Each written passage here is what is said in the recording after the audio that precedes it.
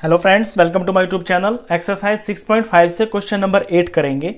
The diagonals of a rhombus measure 16 centimetre and 30 centimetre.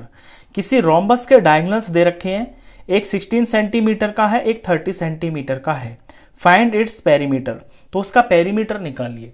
तो let suppose ये मैंने एक फिगर बना रखी है, ये एक रोम्बस ही है ABCD। अब रोम्बस में दो डायगोनल्स होते हैं, एक डायगोनल इसमें छोटा होता है, एक इसमें बड़ा होता है। तो यहां जो छोटा वाला डायगोनल है ना BD, इसकी लेंथ यहां मैं 16 सेंटीमीटर मान लेता हूं। लेट सपोज ये B से लेके D तक 16 सेंटीमीटर है और 30 सेंटीमीटर ये बड़ा वाला डायगोनल है। ये जो AC है ये इसमें 30 सेंटीमीटर में ले लेता हूं। अब इसका पेरीमीटर निकालना है। पेरीमीटर रोम्बस का 4 इंटू साइड होता है। रोम्बस की चारों साइड्स बराबर होती हैं। अगर उनको 4 से मल्टीप्लाई कर देते तो हमें चारों साइड का सम पता चल जाएगा, उसे ही हम पेरीमीटर बोलते हैं। लेकिन यहां पे साइड तो हमें दे ही नहीं रखी, तो इसकी साइड निकालने के लिए हम पाइथागोरस प्रॉपर्टी का यूज करेंगे। वो क्यों? क्योंकि जो डायगोनल्स होते हैं रोम्बस के, वो 90 डिग्री के ऊपर बाइसेक्ट करते हैं। देखिए, सबसे मेन प्रॉपर्टी जो है रोम्बस की वो ये है, डायगोनल्स बाइसेक्ट ईच अदर, यानी एक दूसरे को हाफ कर देते हैं जहां वो काटते हैं, और काटते भी कहां पे हैं? एट 90 पे। यानी जैसे ये AC और BD ये यहां पे इंटरसेक्ट हो रहे हैं ना। लेट सपोज इस पॉइंट का नाम है O रख लेता हूं। तो यहां पे चारों एंगल ये 90 के बनेंगे और ये जो डायगोनल्स है ये भी आधे आधे हो जाएंगे। आधे होने से मेरा मतलब ये है कि ये जो BD डायगोनल है ये 16 सेंटीमीटर है, तो O से D तक ये BD का हाफ हो जाएगा, यानी कि 8 सेंटीमीटर। इसी तरह से ये जो AC डायगोनल है ये मैंने 30 सेंटीमीटर लिया है यहां पे, तो इस 30 का हाफ हो जाएगा AO, यानी ये हो जाएगा 15 सेंटीमीटर।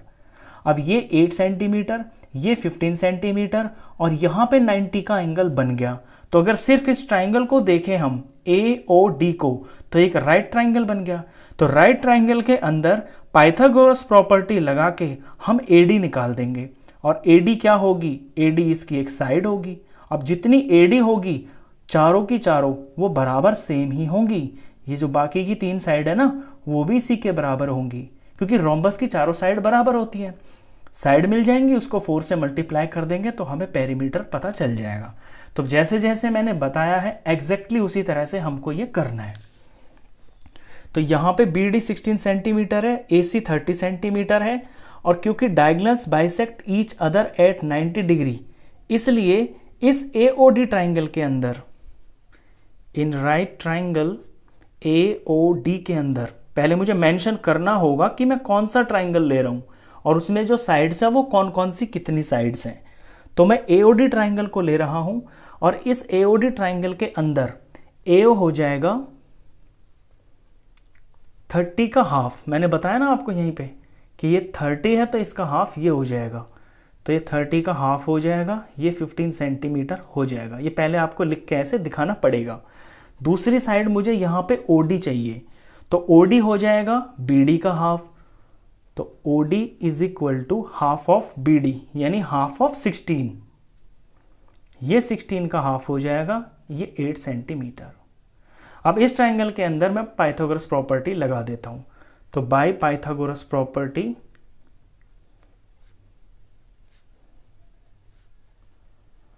पाइथागोरस प्रॉपर्टी के अकॉर्डिंग जो सबसे बड़ी वाली साइड होती है ना, वो बराबर होती है बाकी की दो छोटी साइड्स के स्क्वायर के सम के बराबर।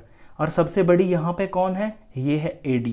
तो AD का स्क्वायर बराबर हो जाएगा AO square plus OD square, AO square plus OD square.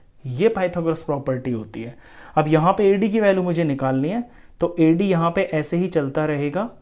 और AO मैंने ऊपर निकाल लिया है 15 सेंटीमीटर, तो यहाँ पे 15 का स्क्वायर हो जाएगा। OD ये भी मैं ऊपर निकाल चुका हूँ 8 सेंटीमीटर। सॉल्व कर देते हैं बस अब इसको। AD square is equal to 15 square, यानी कि 15 को 15 से ही मल्टीप्लाई करना है, प्लस 8 का स्क्वायर यानी 8 को 8 से ही मल्टीप्लाई करना है। नेक्स्ट स्टेप में AD स्क्वायर, 15 को 15 से मल्टीप्लाई करते हैं तो 225 आता है, और 8 8 जार होता है 64। नेक्स्ट स्टेप में AD स्क्वायर हो जाएगा, इनका सम कर लेते हैं। तो इनका सम हो जाएगा 225 64, ये 9 आ गया, 6 7 8 आ गया और ये 2 आ गया, 289। अब यहाँ आके जब आपका ये एक ही नंबर बच जाता है इस तरफ, तो यहाँ पे क्या करते हैं कि ये जो लेफ्ट साइड में होता है, जो स्क्वायर की फॉर्म में होता है, इसे हम मल्टीप्लाई की फॉर्म में लिख लेते हैं ऐसे। AD स्क्वायर का मतलब क्या हुआ कि AD को AD से मल्टीप्लाई करना है, और यहाँ पे 289 के हम निकालेंगे प्राइम फैक्टर्स। अब 289 जो है 2 से 3 से 4 से ये किसी से भी नहीं जाता, प्राइम नंबर से ये डायरेक्ट जो है 17 से ही डिवाइड होता है। तो ये जब 17 से डिवाइड किया जाएगा तो यहाँ 17 ही आएगा, और 17 को 17 से डिवाइड करके 1 आएगा। तो 289 को लिखेंगे हम 17 इंटू 17, 17 इंटू 17 289 होता है। अब यहाँ पे मुझे तो सिर्फ AD की वैल्यू चाहिए ना, तो इन दोनों में से मैं एक ले लूंगा बाहर, यानी पेयर है ना, पेयर में से मैंने एक ले लिया। तो राइट साइड में भी जो पेयर बना हुआ है उसमें से मैं एक ही नंबर उठा के लिखूंगा। यहाँ तो एक ही पेयर है 17, तो इसमें से एक ही 17 लिखूंगा। दैट मीन्स जो AD की वैल्यू आई है वो 17 आ गई है, और ये सेंटीमीटर में है तो ये 17 सेंटीमीटर। तो 17 सेंटीमीटर, 17 सेंटीमीटर और 17 सेंटीमीटर और ये 17 सेंटीमीटर। अगर रोम्बस की एक साइड पता चल जाती है तो बाकी सारी वो सेम ही होती हैं। बस अब इसका हमें पेरीमीटर निकालना है। पेरीमीटर यहाँ निकाल देते हैं। तो पेरीमीटर ऑफ रोम्बस, रोम्बस का पेरीमीटर होता है 4 मल्टीप्लाई साइड। 4 मल्टीप्लाई साइड इसीलिए होता है क्योंकि चारों साइड बराबर होती है, तो उनको भैया तो प्लस कर लो चारों को, या फिर हम उनको 4 से मल्टीप्लाई कर दे, बात एक ही है। तो 4 इंटू साइड यानी 4 इंटू 17 सेंटीमीटर। 17 को 4 से मल्टीप्लाई कर लेते हैं।